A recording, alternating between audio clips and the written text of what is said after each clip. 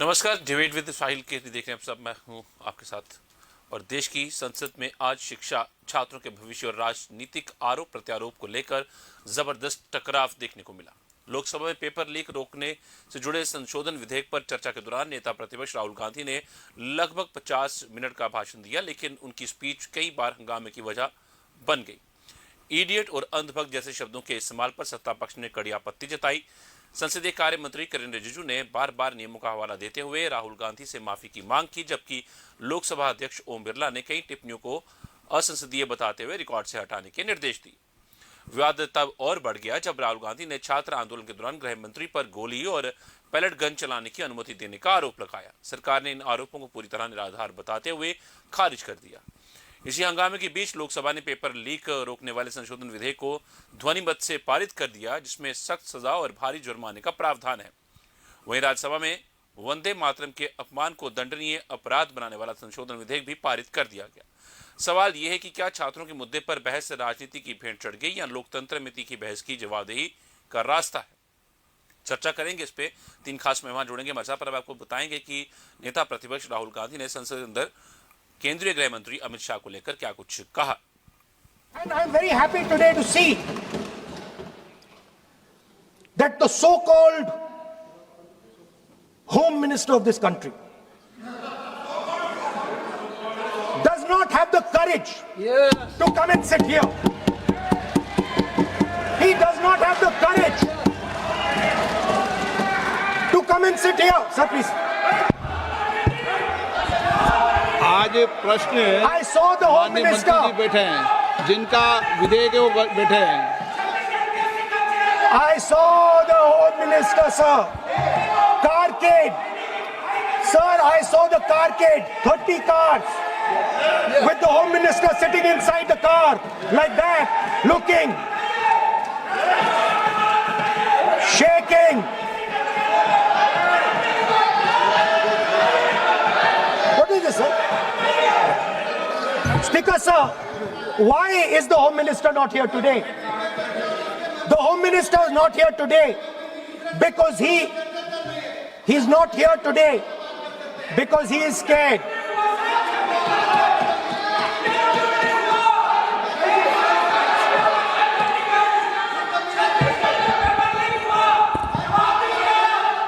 He is the Home Minister, sir.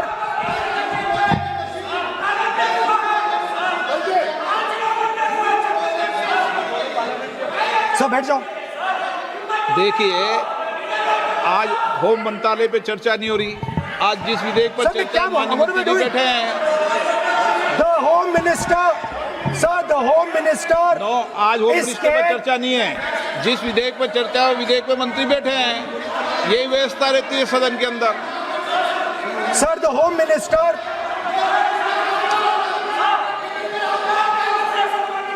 Sir, the Home Minister authorized the shooting of our students, sir. He put pellets into the blood of our students. He ordered the students of India to be shot. क्या बोल रहे हैं? And I'm very happy today to see that the so-called चलिए हम अब चर्चा का रुख करते हैं। 3 खास मेहमान हमारे जुड़ चुके हैं, उनसे इस चर्चा को आगे बढ़ाएंगे और समझेंगे आज क्या कुछ खास हुआ है। रजनी सेठी है हमारे साथ बीजेपी से, धन्यवाद मैम, शुक्रिया समय देने के लिए।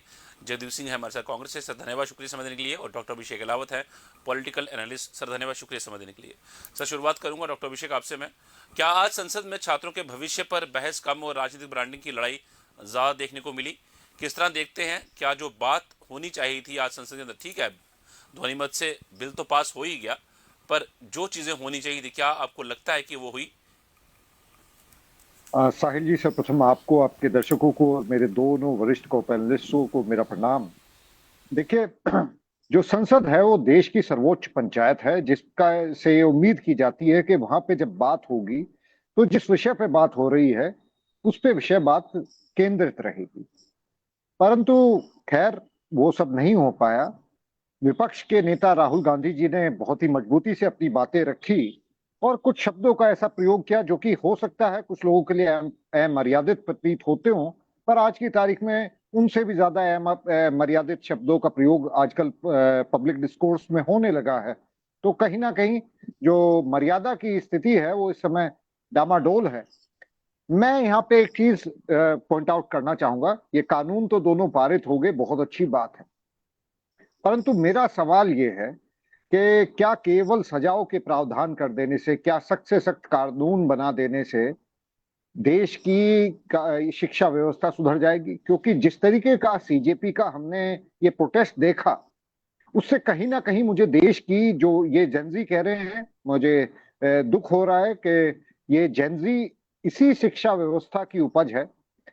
पता नहीं क्या पढ़ा इन बच्चों ने, किस तरह की एजुकेशन इन्हें प्राप्त हुई, क्या ये डीप थिंकिंग के किसी भी तरह लायक नहीं बच गए हैं? जिस तरह के शब्दों का इन्होंने प्रयोग किया, या प्रोपोगंडा में जिस तरीके से फंस गए अचानक से। देखिए, पेपर लीक फर्स्ट टाइम तो हुए नहीं है भारत में, हर प्रदेश की ये समस्या रही है, हर सरकार की ये समस्या रही है। माननीय प्रियंका गांधी जी ने राजस्थान इलेक्शन के समय पे बाकायदा मंच से कहा था कि अशोक गहलोत जी इस चीज को रोकने में विफल रहे, वो इसमें कामयाबी से इसमें रोकथाम करने में कामयाब नहीं हुए। परंतु कभी भी किसी ने भी इस तरीके के आंदोलन को हमने देखा नहीं था। हालांकि यूपी में इस तरीके का आंदोलन होते आए हैं।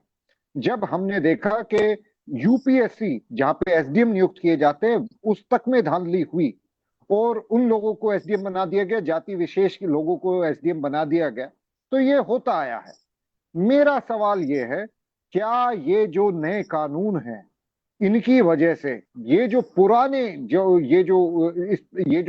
एक व्यवस्था बन गई है कि जिसका भी शासन हो स्टेट गवर्नमेंट में, वो इसको प्रभावित कर ले जाता है। इन कल्प्रिट्स के ऊपर फास्ट ट्रैक कोर्ट बैठा के, जो पास्ट में भी काम हुए हैं, क्या इनके ऊपर प्रोसिक्यूशन होना जरूरी नहीं है? केवल क्या भविष्य में ये प्रोसिक्यूशन सही है? मैं ये चाहता हूं कि पास्ट में भी जितने भी ये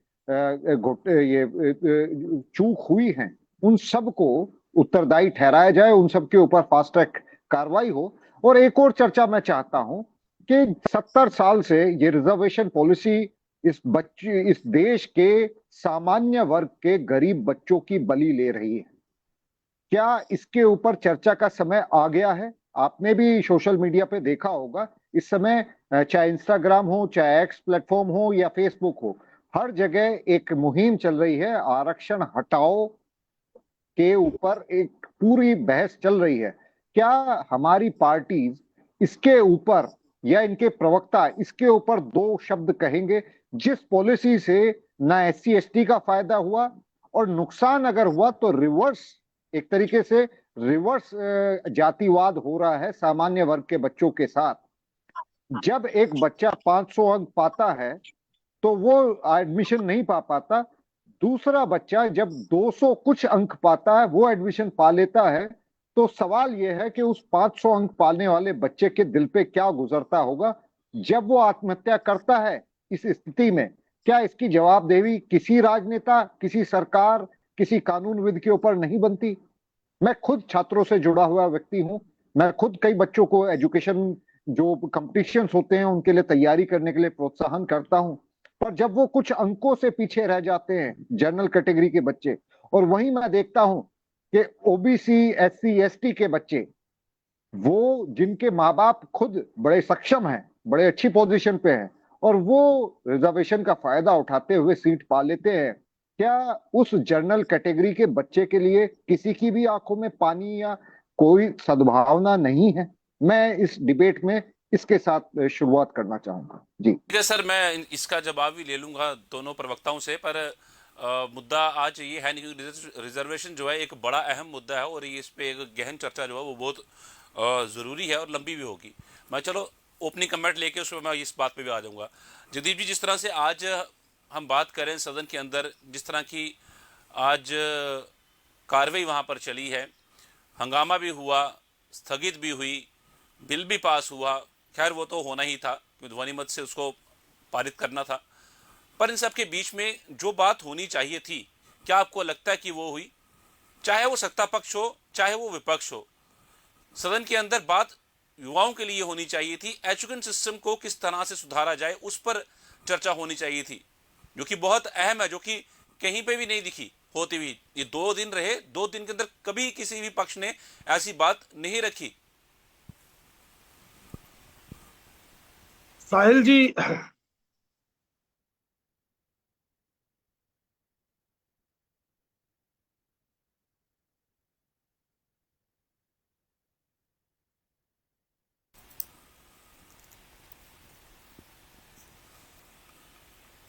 है राहुल जी द्वारा आ, कहे गए वो शब्द जिनको लेकर बड़ा बवाल मचा हुआ है। पहली तो बात, सामने वाले इतने भी इडियट नहीं है कि वो ये समझ ना पाए कि इडियट कहा किसको गया है। दूसरी बात, ये किसी भी लोकतंत्र के पतन के शुरुआती दौर के लक्षण होते हैं कि जब कोई हुक्मरान खुद को खुदा समझने लगे, खुद को भगवान मानने लगे, और उसके चाटुकार कोई उसको भगवान जगन्नाथ से ऊपर बताए, कोई विष्णु का अवतार बताए, कोई कुछ बताए, तो उन्होंने बिना किसी व्यक्ति विशेष की ओर इंगित करते हुए जब ये कहा कि ऐसा कोई मूर्ख जो खुद को भगवान समझे और वो लोग जो उस एक तरह की बनाई गई झूठी पहचान का अक्षर अनुसरण करे, वो अंधभक्त होते हैं, तो इस पर इतना बवाल मचाने वाला कुछ था नहीं। दूसरी बात, आज रजनी बहन इस चर्चा में है, बड़ा सम्मान है, बड़ी बहन है, और मैं चाह नहीं रहा था कि आज वो इस चर्चा में जुड़े, क्योंकि मेरे सवाल बड़े तल्ख होंगे। कोशिश करूंगा मर्यादा में रहते हुए मैं वो तमाम बातें रजनी बहन से पूछ सकूं। अलावत साहब के किसी वक्तव्य का मुझे कोई मतलब तो नजर आया नहीं। चलिए, वो राजनीतिक विश्लेषक हैं, उनका जो धर्म है वो जैसा ठीक समझे निभाएं। लेकिन जो मुद्दे की बात मैं रजनी बहन से पूछना चाहता हूं, पहला सवाल रजनी बहन, आज धर्मेंद्र प्रधान को इस सरकार ने हटाया नहीं, बल्कि इस देश के युवा वर्ग ने जबरन हटवाया है। तो किसको बिठाया आपने शिक्षा मंत्री बनाकर उस कुर्सी पर? वही व्यक्ति जो बिल्किस बानो के बलात्कारियों को, उसके परिजनों के हत्यारों को स्वागत कर कहा गया है सर, प्रूफ देने के लिए। नहीं, आप वो बातें मत लेके आइए जो साहिल सदन के जी, आप अंदर हुई मुझे है तो उस पर जैसे साहिल जी, हंगामा हो। मैंने पूरी साहिल कार्रवाई को जी, देखा भी है, समझा भी है, साहिल सुना जी, भी है। साहिल 2 दिन जी, हो गए हैं इस बात को, पर साहिल अभी जी, तक जो है ना साहिल राहुल गांधी जी, इस बात को सबूत दे पाए हैं और ना ही इसका सबूत जो है प्रियंका गांधी वाड्रा दे पाई हैं। सदन में कह तो दिया, सदन के बाहर एलओपी ने भी कह दिया। जी सर। साहिल जी, दिक्कत पता क्या है, जब कोई जी सर। वक्ता विशेष इंटरप्ट करे समझ में आता है। आपको मेरी गुजारिश है, पहली तो बात, मैं पहली मर्तबा आपकी चर्चा में राहुल नहीं गांधी बैठा और जी ये आप के अच्छी भी तरह से ऊपर जानते हैं कि बलात्कार का बिना होम को इल्जाम किसी लगा काम है नहीं करता है। सोशल एक मिनट मीडिया भाई पे। साहब, आपको अब आप अभिषेक सर क्या आता हूं मैं हर आपके बार पास, आप ऐसा सर बात करते हैं, पूरी कर लूं। मैंने भी टोक दिया था हर उनको, बार ऐसा क्षमा करते हैं आप, उनकी बात पूरी हो हर बार आप ऐसा करते हैं। जी जी जी। आपकी जानकारी के लिए बता दूं, एनडीटीवी पर इंटरव्यू पड़ा हुआ है इस नए शिक्षा मंत्री का, जो आज सोशल मीडिया पर तैर रहा है। इंडियन एक्सप्रेस में खबर लगी है जिसमें वो अपने साक्षात्कार में इसको जस्टिफाई कर रहे हैं। और तो और मुझे बात पूरी करने दीजिए, और मैं सवाल रजनी बहन से कर रहा हूं। उनका एक और वक्तव्य बताता हूं जिसको सुनकर मुझे तो इतनी शर्मिंदगी महसूस हुई कि मुझे शर्म आ रही है पूछते हुए। इस शिक्षा मंत्री ने बयान दिया जब कांग्रेस की सरकार द्वारा अगले चुनाव में बिजली मुफ्त प्रदान करने की बात की गई, तो यह व्यक्ति क्या कहता है कि कांग्रेस की सरकारों में बिजली कम आती थी इसलिए जनसंख्या बढ़ गई। यह इस व्यक्ति का दृष्टिकोण है, और ऐसे व्यक्ति को आप शिक्षा मंत्री बना रहे हैं। और मैं आपको तथ्यों, साक्ष्यों और तमाम तरह के प्रूफ के साथ बता रहा हूं कि इस व्यक्ति के इंटरव्यूज बने हुए हैं उन लोगों को डिफेंड करते हुए जो बलात्कारी हैं। सवाल कर लिया सुनिए, सर। मेरा मुद्दा सुनिए सर। साहिल जी, मुद्दे बार पे बार आइए, टोकी बात बात वही होगी है। मैं इसलिए बोल रहा हूं कि आप मुद्दे पे आइए। मुद्दा शिक्षा ये है, मुद्दा नहीं है सर। सुनिए, जो मैंने बात, आपकी चर्चा का मुद्दा क्या है? सुनिए, जो मैंने सवाल किया था मुद्दा आपको, क्या आपने है? उसका जवाब नहीं दिया आपने। मैंने दे दिया। नहीं दिया इडियट सर। जानते हैं किसको इडियट कहा गया? नहीं सर, दूसरा मेरा मैंने है, पूछा ही नहीं था। इडियट और अंधवाद मैंने पूछा ही नहीं था। मैंने आपसे सिर्फ इतनी बात कही थी कि जो बातें आज सदन के अंदर होनी चाहिए थी क्या वो हुई। सत्ता पक्ष से भी मैं यही पूछूंगा और विपक्ष से भी मैं यही पूछ रहा हूं कि क्या जो युवाओं का एक विषय था, मैं दोबारा रिपीट कर देता हूं सर, जो युवाओं का एक विषय था जिसपे ये चर्चा थी, कल भी हुई, आज भी हुई, तो सिर्फ एक बिल को पास करवाने के लिए, और उसके अंदर कुछ भी नहीं कहा गया। जो कि होना चाहिए था कि ये बिल पास होने के बाद कानून तो बन जाएगा, पर एजुकेशन सिस्टम के अंदर सुधार कैसे होगा वो भविष्य बच्चों को कैसे बनेगा, जबकि चर्चा इस बात की होनी चाहिए थी। साहिल जी, अब मैं बोलूं? मैं फिर से बड़ी विनम्रता से आपको निवेदन कर दूं, आपके भूमिका में पहले तो राहुल गांधी जी के वक्तव्य का जिक्र था, दूसरा आप शिक्षा की बात कर रहे हैं। मैं वही आपको बता रहा हूं, ये सवाल खड़ा करते हुए चलिए इसको थोड़ा और आगे ले जाते हैं। 2024 में आप पहले ही ये बिल लेकर आए, जिसको आपने लागू करने में कई महीने लगा दिए। जब पेपर लीक हुआ तो उसके बाद आपने उसको लागू किया। उसके बाद वो संजीव प्रधान की मुखिया नाम का आदमी, जिसको आप 11 महीनों तक पकड़ नहीं सके और तदोपरांत 90 दिनों में सीबीआई चार्जशीट नहीं पेश कर सकी और वो बरी हो जाता है। दूसरी बात, व्यापम घोटाले से लेकर तमाम तरह के 164 पेपर लीकों में क्या किसी अभी तक एक व्यक्ति को सजा हुई है? तो फिर इस नए बिल को लाने से क्या नया ऐसा सरकार करने जा रही है? और दूसरा, इस सवाल के पीछे की बुनियादी वजह को समझिए। पूरा देश सड़कों पर था, नया शिक्षा मंत्री जो है वो कार्यभार संभाल चुका, और मैं बता रहा हूं कौन है नया शिक्षा मंत्री। इसमें मैं ये भी जोड़ दूं कि इनकी एक सांसद, महिला सांसद, जब देश की बच्चियों को जिस तरीके से वो अपने बयान में संबोधित कर रही है, क्या वो शर्मनाक नहीं है? केरल का वो संघी जो ये कहता है कि इन लड़कियों को कोई दिक्कत नहीं होती अगर कोई इनका बलात्कार कर दे। मैं ऐसे शब्दों का प्रयोग करने में भी मुझे लज्जा आ रही है। लेकिन मेरा सवाल यह है कि शिक्षा मंत्री जब इतने घिनौने किस्म के बयान दे रहा हो, बलात्कारियों के साथ खड़ा हो, और उसके बाद आप उसको शिक्षा मंत्री बनाकर क्या करना चाह रहे हैं? सर फिर आप उसी बात बची पे खुशी आओगे। ठीक है, मैं जवाब का फालूदा बनाना चाह रहे हैं? मेरे ये सवाल है, मैं जवाब और ये निश्चित तौर पर जुड़े हुए मुद्दे के साथ। जी सर, ये मुद्दा अलग है सर, ये अलग चीज थी जो आप बार बार से जिक्र कर रहे हैं, जिसका और इसका अभी तक कोई प्रूफ नहीं है सामने। आप फिर वो कहेंगे तथ्य मैं बता चुका हूं। मैं इंटरव्यू में, मैंने इंटरव्यू देखा है शिक्षा मंत्री का, आपको भेज देता हूं, आप देख लीजिए। के अंदर वो पेश किया होता। अरे सर क्या कर रहे हैं सर, आपसे रिक्वेस्ट है थोड़ा सा होमवर्क कर लिया करें ब्राय। सर मैंने किया है, इंटरव्यू है, भेज देता हूं आपको, तो मैं भेजता हूं आपको इंटरव्यू, देख लीजिए मुझे सर। जी रजनी मैम, खबर भेज देता हूं आपको। इन सवालों का जवाब किस तरीके से देती हैं, और मेरा सवाल यही है आपसे रजनी मैम की, जिस तरह की बातें आज सदन के अंदर होनी चाहिए थी, कल होनी चाहिए थी, जो चर्चा होनी चाहिए थी, जो हमारा युवा है उसके बारे में चर्चा होनी चाहिए, जो एजुकेशन सिस्टम है उसके बारे में चर्चा होनी चाहिए थी, क्योंकि 2000 ये बिल्कुल इसमें कोई दोहराई नहीं है, 2024 के अंदर भी इसको लाया गया था, इसमें संशोधन किया गया था, पर तब भी 2026 आने तक भी ये नहीं रुकी और बढ़ गया। मैं 2024 का आंकड़ा बताऊं आपको तो 2024 में 12 बारी पेपर लीक का मामला सामने आया, 2025 में 15 बारी आया और ये बढ़ गया। साहिल जी देखिए, जो नीट के पेपर्स लीक हुए हैं उस पर तुरंत कार्रवाई करते हुए केंद्र सरकार ने जो उपयुक्त कार्रवाई थी वो की है, गिरफ्तारियां जो थी वो की गई हैं, और गिरफ्तारियों के साथ साथ कुछ लोगों को निकाला भी गया, कुछ ऑफिसर्स को हटा भी दिया गया, और री एग्जाम करके बच्चों का रिजल्ट भी आउट हो चुका है। और सभी बच्चों ने उसकी तारीफ की है कि जितने फास्ट ट्रैक तरीके से उस एग्जाम को किया गया और बच्चों का रिजल्ट आउट किया गया है, वाकई प्रशंसनीय कदम उठाया गया है केंद्र सरकार की तरफ से। मेरे भाई जगदीप जी आज बड़े सब्जेक्ट को ही दूसरी तरफ ले जाने की कोशिश कर रहे हैं, मगर सब्जेक्ट कुछ और ही है। ठीक है जगदीप भाई, आपके तथ्यों के अकॉर्डिंग आप कहते हैं कि हमारे शिक्षा मंत्री अलग अलग मुद्दों में रहे हैं, मगर कांग्रेस की तरफ से एक भी शब्द उन बच्चों के अगेंस्ट नहीं आया जिन्होंने गंदी गंदी लैंग्वेज वहां पर यूज की जंतर मंतर पर हमारे प्रधानमंत्री मोदी जी के लिए। आप दो जो ये रवैये अपनाते हैं ना, तब शक पैदा होता है कि कांग्रेस इस सब में लिप्त थी। ये जो सीजेपी का प्रोटेस्ट, चेहरा बच्चों का रखकर पीछे जो था बंदूक उनके कंधे पर रखकर कांग्रेस सारी राजनीति कर रही थी। कांग्रेस का मकसद मोदी सरकार को गिराना था, तभी राहुल गांधी जी ने प्रधानमंत्री के घर का घेराव किया। उनका मकसद था कि वो वहां पर ऐसी इश्यू क्रिएट करे और उनको वहां पर पुलिस उस तरीके से उठाकर ले जाए।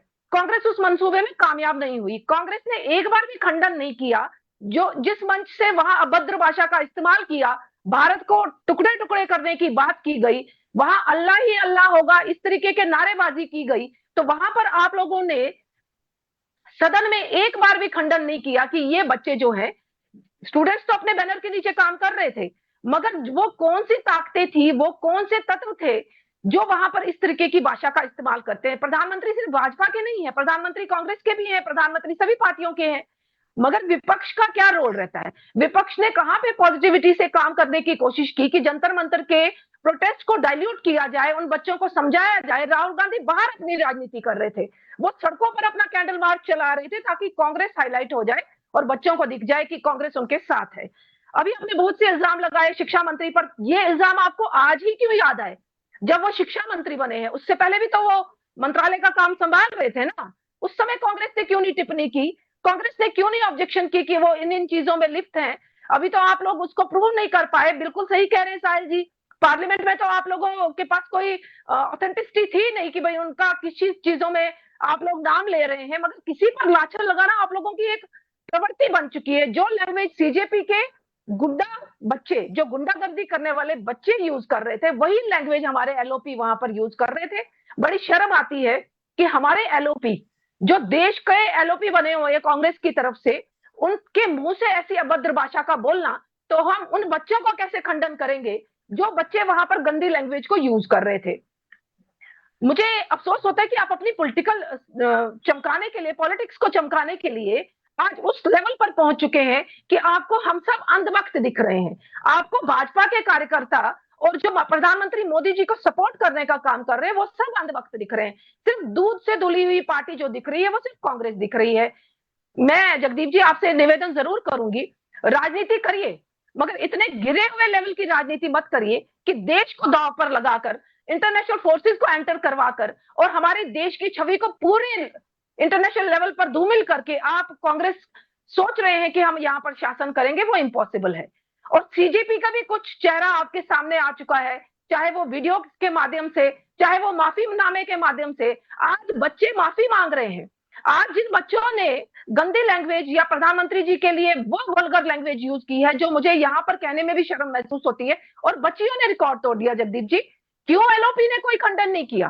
क्यों प्रियंका वाड्रा जी ने कुछ ऐसा नहीं बोला कि हमारे बच्चे किस दिशा में जा रहे हैं, हमारा देश का भविष्य किस दिशा में जा रहा है? अगर वो कोई एग्जाम क्लियर कर भी लेते हैं, नीट का पेपर क्लियर कर लेंगे या कोई डिग्री हासिल कर लेंगे, जब उनमें संस्कार ही नहीं होंगे, जगदीप जी, आप कैसा भविष्य बना रहे हैं भारत का? और शेल्टर कर रहे हैं उन बच्चों को जो हमारे भविष्य को बिगाड़ने का काम कर रहे हैं। मैं यही कहूंगी कि इस पर चर्चा होनी चाहिए थी, वो बिल्कुल हुई है। 10 घंटे की चर्चा हुई है, मगर जो रोल आपका रहना चाहिए था विपक्ष के नाते, वो कहीं भी पॉजिटिव नहीं रहा। बच्चे इसी शेल्टर को देखते हुए आगे बढ़ने की कोशिश करते हैं कि एक पार्टी जो है वो फुल फ्लेज उनके सपोर्ट में है, जो गुंडागर्दी कर रही है, जो गंदी लैंग्वेज बोल रही है, उनकी सपोर्ट में वो पार्टी है। तो मुझे लगता है कि हम अपने बच्चों को दिशाहीन करने की कोशिश कर रहे हैं। आखिर गोली चलाने का आदेश दिया किसने? बहुत अहम बात है मैम। ये वहां पे अगर देखिए पैरेड साहिल जी, चली है, गोली चली है, तो ये आखिर आदेश दिया किसने? इसकी देखिए जिम्मेदारी साहिल सरकार को जी, लेनी पड़ेगी। जी। ये होम मिनिस्ट्री के थ्रू तो होती नहीं है गोली चलाने का। जी, जो भी जी। रहता है बड़े बड़े प्रोटेस्ट में, या तो मैजिस्ट्रेट या डीएम के थ्रू ये होता है। पहले एसओपीज के अकॉर्डिंग वहां पर प्रोटेस्ट को रोकने की कोशिश की जाती है, चाहे लाठीचार्ज के माध्यम से, चाहे वाटर कैनन के माध्यम से, चाहे टीयर गैस के माध्यम से। जब ऐसी सिचुएशन क्रिएट होती है तो तब गोली चलाई जाती है। मगर अभी तक ये साबित नहीं कर पाए, जो ये इल्जाम लगा रहे हैं, ये साबित नहीं कर पाए कि गोली चली है कि नहीं चली है।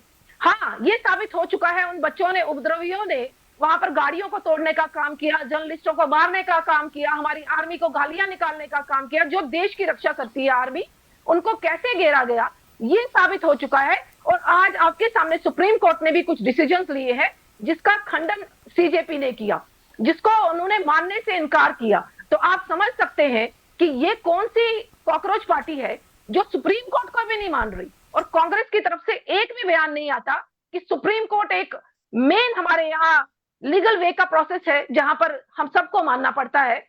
ये कौन सी ऐसी पार्टी है जो उस सुप्रीम कोर्ट को भी नहीं मानने का काम कर रही है? कांग्रेस का क्वेश्चन मार्क तभी लग रहा है जब वो साइलेंट हो जाते हैं इनकी बयानबाजी को लेकर, सीजेपी की उन बयानबाजियों को लेकर, उन घटिया बच्चों की जो वहां पर गलत हरकतें करके हमारे युवाओं को भड़काने का, देश को दिशाहीन करने का काम कर रहे थे। करूंगा मैं डॉक्टर अभिषेक अलावत का रुख करना चाहूंगा मैं। सर, क्या नए कानून की सफलता उसकी सख्ती से तय होगी या फिर उसे लागू करने वाली व्यवस्था की ईमानदारी से, जो कि बहुत जरूरी है? और क्या सरकार और विपक्ष दोनों छात्रों के मुद्दे पर आपको गंभीर लगी आज, या फिर दोनों अपने अपने राजनीतिक नैरेटिव को मजबूत करने में आपको ज्यादा व्यस्त नजर आई हैं? देखिए, जिस तरीके से सरकार ये नियम लेके आई, सरकार की जिम्मेदारी थी के कड़े से कड़े कानून लाए, वो सरकार ने अपना फर्ज निभाया। उसको पास करवाए, ये भी सरकार ने अपना फर्ज निभाया। उस पे चर्चा हो, उसकी क्रिटिकली एनालिसिस हो, ये विपक्ष की जिम्मेदारी थी। इसमें जगदीप जी फिर नाराज हो जाएंगे, कांग्रेस के भाई हमारे दुआर से नाराज हो जाएंगे, पर मैं फिर ये पॉइंट आउट करना चाहता हूं, उसकी क्रिटिकल एनालिसिस की जिम्मेदारी अपोजिशन की थी, हमारी नहीं है। हम तो यहां बैठ के अच्छे कदम को सही कहेंगे और गलत कदम को गलत कहेंगे।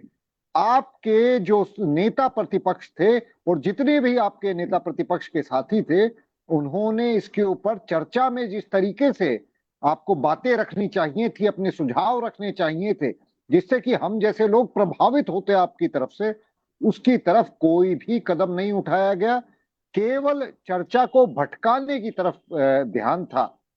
खैर, ये लोग जो हैं, दोनों ही पक्ष, जो मेरी नाराजगी है वो मैंने अपने प्रथम वक्तव्य में रखी दी थी, उसकी तरफ को, उसको तो छूने की भी हिम्मत नहीं है, क्योंकि इन्हें पता है कि उससे इनकी राजनीति को बहुत ही गहरे घाव पहुंचेंगे।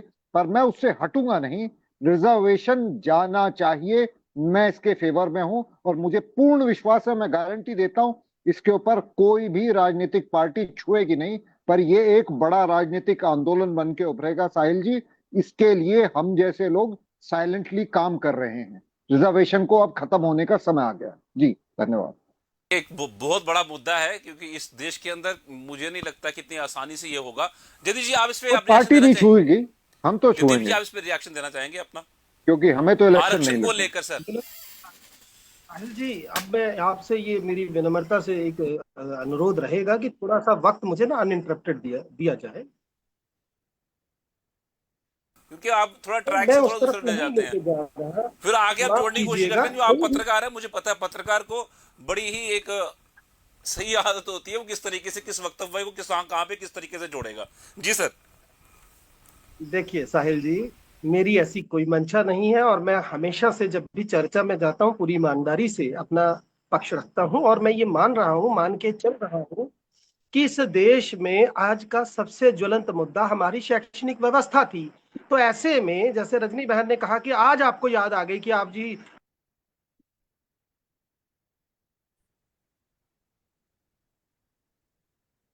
शिक्षा मंत्री बनाया गया, और मैं बता रहा हूं कि वो किस स्तर के शिक्षा मंत्री है, ये मैंने बताने की कोशिश की। चलिए अब मैं मुद्दे पे आता हूं।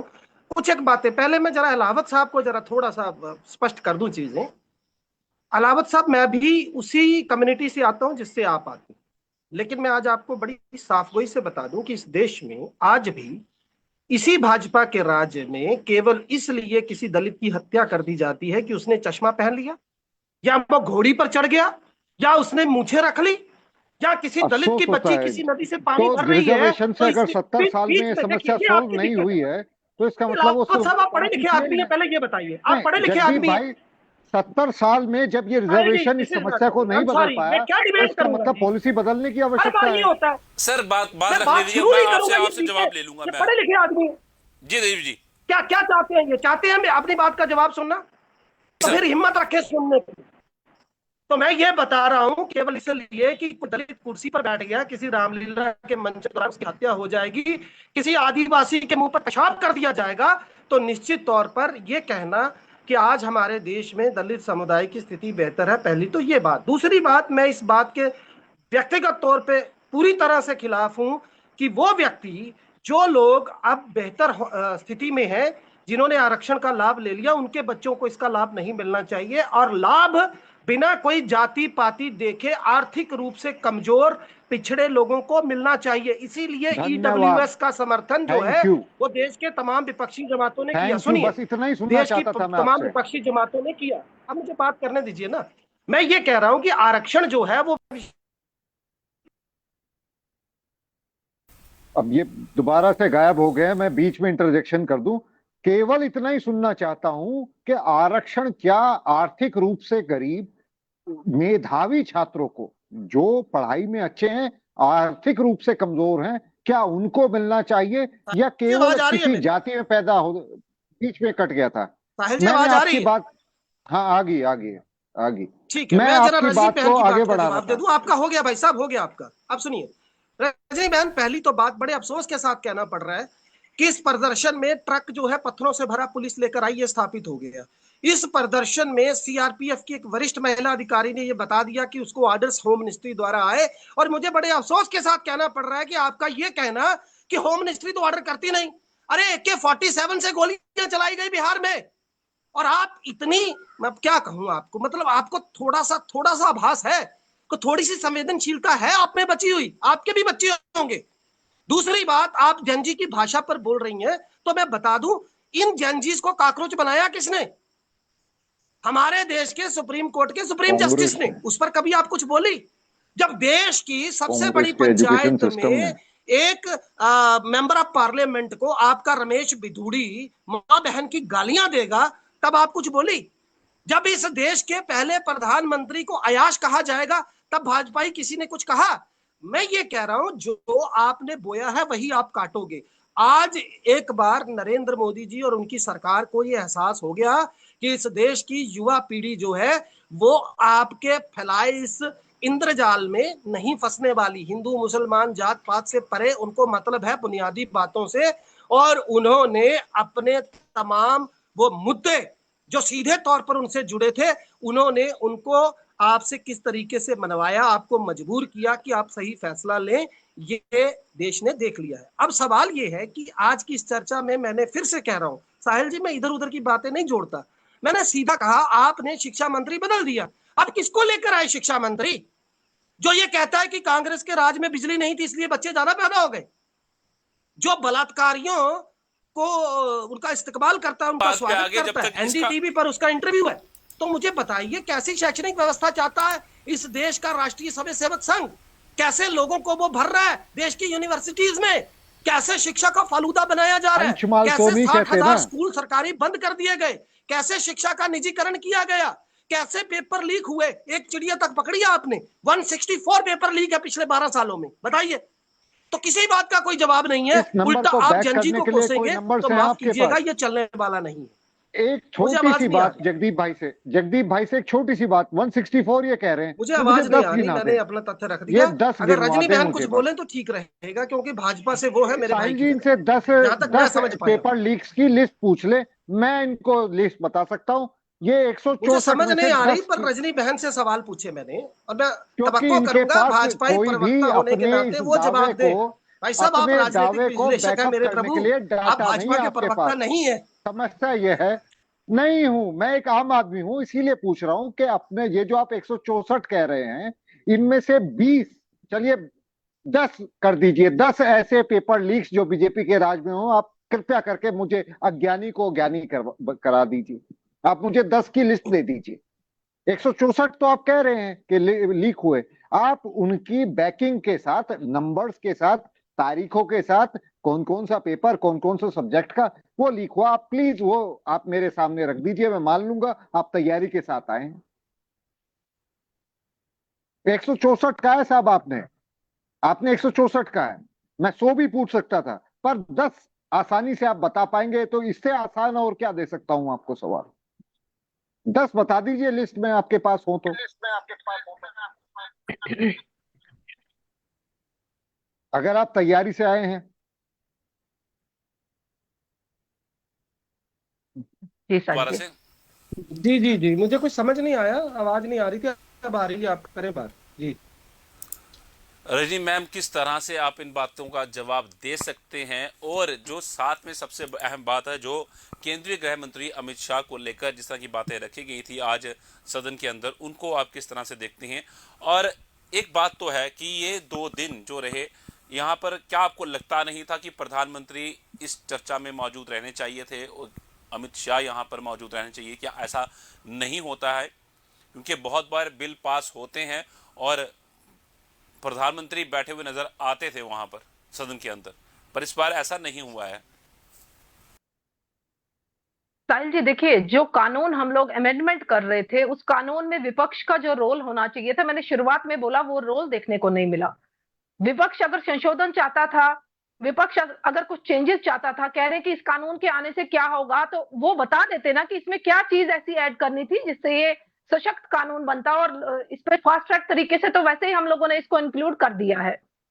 इसमें डॉक्टर जितेंद्र सिंह जी ने पूरी बात रखी है अपनी, किस तरीके से वो डिसाइड किया गया कौन कौन अपनी बात रखेगा। कल हमारी युवा नेत्री बांसुरी स्वराज जी ने इस पर बात रखी है, तो अलग अलग नेताओं ने अपनी बात रखने की कोशिश की है।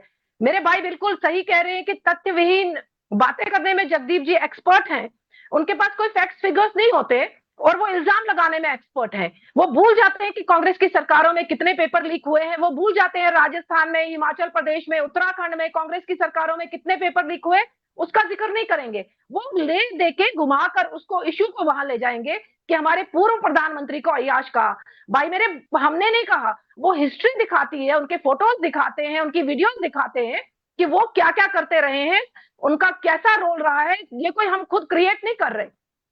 आपने एक बार भी जगदीप जी नहीं खंडन किया, अभी भी मेरे बोलने के बावजूद भी, कि हमारे प्रधानमंत्री के लिए कैसी कैसी वीडियोस बनाई गई, कैसे कैसे फोटोज डाले गए, उस पर आप लोग बात नहीं करेंगे, तो आप ले देकर घूमकर उसी तरफ चले जाएंगे। अभी आपने कहा शिक्षा मंत्री के अलग अलग केसेस में इन्वॉल्व है, तो अगर उनके अनाउंस होने के बाद सीजेपी कहीं ना कहीं खुश हो रही है, अपना उत्साह दिखा रही है और उसके बाद पार्टी बना रही है, पार्टी क्यों मना रही है? क्या उनको पता नहीं था कि शिक्षा मंत्री इस तरीके के हैं? वो तो खुश हो रहे थे ना कि नए शिक्षा मंत्री मिले हैं, तो उनको आपने पढ़ाया नहीं था क्या सीजेपी को कि नए शिक्षा मंत्री पे इतने इल्जाम लगे हुए हैं, पार्टी मत करिए? तो 21 बच्चे आप लोग कह रहे हैं 21 बच्चों ने आत्महत्या की, तो उसके बाद सीजेपी के बच्चे पार्टी क्यों कर रहे थे? ये सवाल पैदा करता है कि आप एक साइडेड चल रहे हैं, आप बीजेपी को घेरने की कोशिश कर रहे हैं और कॉकरोच को बचाने की कोशिश आप कर रहे हैं। ये दिख रहा है कि कॉकरोच को कैसे आप शेल्टर कर रहे हैं। अब फंडिंग कहां से आ रही है? वो पुलिस अपना काम कर रही है, उन बच्चों पर भी शिकंजा कसा जा रहा है जिन पर एफआईआर दर्ज हो चुकी है। सुप्रीम कोर्ट के ऑर्डर के अकॉर्डिंग ही सारे प्रोसेस चल रहे हैं, मगर इसको आग को सुलगाएंगे, ये आग आपको भी लगेगी। सरकार कभी आपकी भी आएगी, जगदीप जी, सरकार कभी आपकी भी आएगी। और आप अपना भी ध्यान रखिएगा। आज आप जिनको कॉकरोच को शेल्टर करने का काम कर रहे हैं, कॉकरोच बनाया किसने? कॉकरोच को पनपाया किसने? उनको गंदगी में घुसाया किसने? आप कांग्रेस ने। उसमें बीजेपी ने कोई सपोर्ट नहीं किया। उन बच्चों को उकसाया किसने? उनको सड़कों पर लाया किसने? उनको पीछे से सपोर्ट किया किसने? मंच पर लोगों को भेजा किसने जिन्होंने कहा कि मंदिर में हमें पनाह नहीं मिली, मस्जिद में और गुरुद्वारों में पनाह मिली? ऐसे बयान दिलवाए किसने? उस पर भी जरूर नजर डालिएगा जगदीप जी। जी जगदीप जी। साहिल जी, जी साहिल जी, मेरा कंक्लूडिंग रिमार्क है। पहली तो बात, इससे बड़ी विडंबना, इससे बड़ा दुर्भाग्य और इससे बड़ी संवेदनहीनता हो नहीं सकती कि रजनी बहन बार बार इस देश की जवानी को कोच कह रही हैं। और इनको ये याद रखना चाहिए कि आपकी सरकार द्वारा अपॉइंटेड, आपने बात, उन्होंने अपने लिए स्वयं नाम जुड़ा हमारे है कॉकरोच। हमारे बच्चे अगर घर में ऐसा बिहेव करें, उसको आप जवानी कहेंगे? थोड़ा ऐसी सा जवानी दिखार है, ऐसी जवानी का संवेदनशील होना चाहिए। हाँ, आप बार बार कॉकरोच कह बिल्कुल रही हैं। संवेदनशील, वो नौजवान है, कॉकरोच ही है ना? वो इस देश की वो जवानी है। कॉकरोच, वो खुद को शब्द खुद वापस बोल लीजिए रहे हैं। अपने पहले। वो खुद दूसरी को बात, खुद मुझे बोल बात रहे पूरी हैं, करने हम नहीं दीजिए। कह रहे। मैं बीच में नहीं बोला, मैं बीच में नहीं बोला, मुझे बात पूरी करने दीजिए। एक मिनट साहिल जी, सिर्फ एक मिनट, क्रिमिनल से एक मिनट। एक आखिरी बात, मेरे रजनी बहन से निवेदन है कि व्हाट्सएप यूनिवर्सिटी से बाहर आइए। आपको, आप एक महिला हैं, पंडित जवाहरलाल नेहरू की फोटो उनकी भतीजी के साथ भाजपाइयों ने दिखाकर जो किए हैं, आज उनको मोहरबंद कर दिया रजनी बहन ने। मुझे बड़ी शर्म आ रही है, मुझे बड़ी शर्म आ रही है, मुझे बड़ी शर्म। आप लॉर्ड माउंटबेटन की पत्नी का जो हवाला देते हैं, वो उनकी बेटी उनकी किताब है, उनकी बेटी कभी की। पढ़ लीजिएगा, उनकी बेटी की किताब है। बायोग्राफी। ये व्हाट्सएप यूनिवर्सिटी से बाहर आइए आप, मैं आपसे ये रिक्वेस्ट करूंगा, व्हाट्सएप यूनिवर्सिटी से बाहर आइए। कंगना रनौत के बयान पर बोलिए कुछ, अपने मंत्रियों अरे बोलिए कुछ अपने शिक्षा मंत्री के बयान पर, अरे बोलिए कुछ संघी उस केरल वाले के बयान पर जो कहता है कि इस देश की बेटियां बलात्कार चाहती हैं। कुछ तो बोलिए, कहां चली गई आपकी संवेदनशीलता? आपकी नेत्री ने कहा था कि अगर बलात्कार हो रहा है तो अरे शेर आसानी का से भाई सह लेना बगीरा, चाहिए। शेर का भाई बगीरा, वो कूदे 9 फुट, ये कूदे 13। हाँ, बात मैं उनसे कर रहा हूं। अरे जनाब, आप तो लिहाज कीजिए, मैं उनसे सवाल पूछ रहा हूं। तो मेरा बराए सवाल मेहरबानी जो था, काकरोच उसका मत जवाब कहिए, दे पाएंगे क्या? काकरोच मत जगदीप भाई, कहिए, केवल मुझे देश के 10 बच्चों को काकरोच मत 10 कहिए, मैं अपने शब्द वापस लीजिए। जानना ये चाहता हूं, शर्मनाक वो है कि 10 chief justice of India Jagdeep भाई, हैड कॉल्ड जगदीप देम भाई, काकरोच। केवल 10 हिटलर के बता राज दीजिए में, जो हिटलर राज में बैक्टीरिया कहा गया था कि वो तमाम खुद कॉकरोच मारने को तैयार है, जूइश लोग थे। आप उनको और क्यों देख लिया समझा आपने रहे हैं? हिटलर का क्या हाल हुआ। कह रहे हैं कि हम कॉकरोच यही हैं, कॉकरोच तो आप उनको जमीन क्यों दोज शेल्टर कर कर रहे देंगे हैं? आपकी सरकार को। और जो आपने अब बोया वो है वक्त वही आप बताएगा काटोगे। कि जो कांग्रेस जो को भाषा जमीन दोस्त करेंगे भाजपाइयों कि ने भाजपा बोली है को। वही उनको मिलेगी। ठीक है जिस मैम, अब भाषा समय में का समय हो भाजपाइयों ने चुका है वैसे। इस ठीक है जी देश सर, को संबोधित किया वही मिलेगा। अब वही ये अब मुद्दा खत्म हो चुका है। अब देखते हैं आगे क्या बनता है कल की संसद के अंदर। धन्यवाद आपका जुड़ने के लिए हमारे साथ। जदवी सर शुक्रिया समय देने के लिए, रजनी मैम शुक्रिया समय देने के लिए, और डॉक्टर अभिषेक रावत शुक्रिया समय देने के लिए। और पेपर लीक, छात्रों का भविष्य, संसद की मर्यादा और राजनीति का आरोप, आज की बहस में ये सभी मुद्दे एक साथ दिखाई दिए। सरकार का दावा है कि नया कानून परीक्षा माफिया पर सबसे बड़ा प्रहार करेगा, जबकि विपक्ष का कहना है कि केवल कानून नहीं, जवाबदेही और पारदर्शिता भी जरूरी है। सवाल यही है कि क्या यह विधेयक वास्तव में युवाओं का भविष्य सुरक्षित करेगा या राजनीतिक टकराव इसकी प्रभावशीलता पर भारी पड़ेगा। फिलहाल संसद में बहस खत्म हुई है, लेकिन देश में शिक्षा व्यवस्था और छात्रों के विश्वास की परीक्षा अभी जारी है। आरती डिबेट विद साहिल के में इतना ही। द अर्थ न्यूज पे खबरों का सिलसिला यूं ही चलता रहेगा। मुझे दीजिए इजाजत, नमस्कार।